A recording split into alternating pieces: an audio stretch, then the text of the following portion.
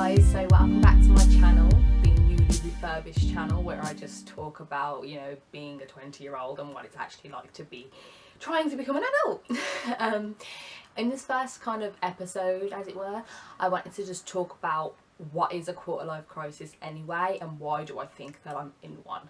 So for me, a quarter-life crisis is basically when obviously you're a quarter way through your life, so you're like 20 to 25 and you don't know what you're doing, you don't know if it's the right thing, there's a lot of anxiety, probably depression as well, you're unsure about things, you're angry, you're scared, you're kind of in a free fall and you're drifting.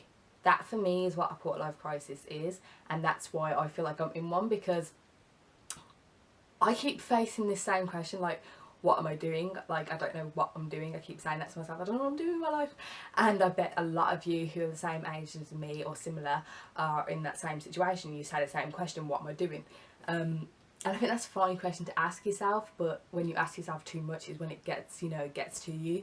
And it's funny because I realise that I do know what I'm doing with my life. I know that I want to be a writer.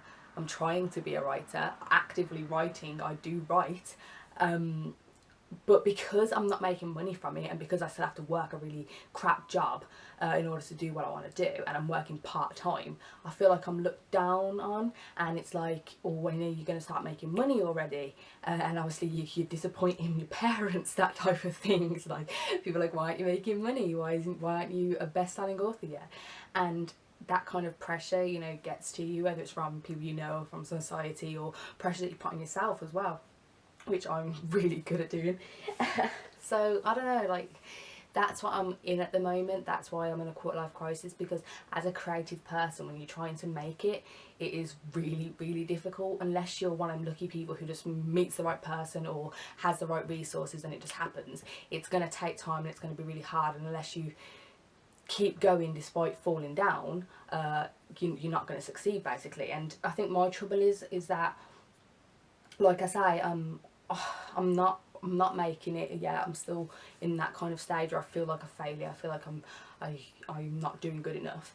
And you kind of like, because I'm getting older, I'm 22 in 2 months, it's like, oh, well, when are you going to get real, Shana? You're going to have to start making money soon. You're going to have to get a real job. And then will my writing suffer? Will I stop following my dreams? And it's hard, it's upsetting really, because like, you can't really know when to make that decision, and I don't want to make that decision. I don't want that to happen. But yeah, I don't know, like, yeah. People never talk about how hard it is to be a dream chaser. They never say how quickly your dreams turn into nightmares, because they do.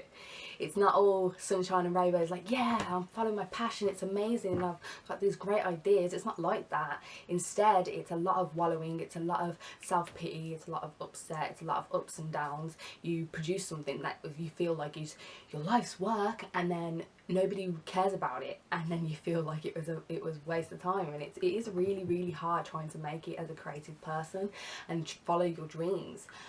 So it's not about like having no doubts. Like, people say, oh, you gotta really believe in yourself in order to succeed.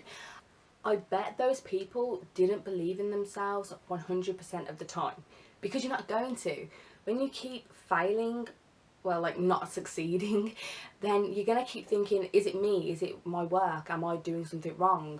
And so you're gonna have self-doubt. If you don't, then you are amazing and well done to you. But I think that it's not about having flames and fire and be like, yes, this is me, I'm great.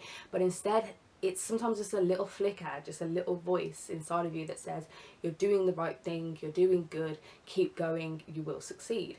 And it's those little voices and those people who listen to those little voices that will make it far. Because so many people worry that because their self-doubt isn't as big as or as loud as it should be, that they give up and they shouldn't do something. No, if there's a little part of you that wants something, then that means that you need to listen to your soul, to your calling, and make something of it. But I don't know, hopefully that will be what gets me somewhere as well. Next week I'll talk about all the self-help books that I'm reading, because I'm kind of on my self-help grind. That's what you do when you're in a quarter life crisis, or any kind of life crisis. You're like, everyone help me, because you need some guidance on what to do and how to do it, especially when you're trying to be an adult, I think, because I don't know how to do this, I don't know how to pay bills, I don't know how to move out, I don't know how to relationship. It's difficult. I don't know how to have a career, it's weird. But yeah, so I'll talk about those books and which ones I think that you guys should read as well. But yeah, I don't know, I'm in my pyjamas, I'm tired, I'm going to go to sleep, but see you next week. Bye.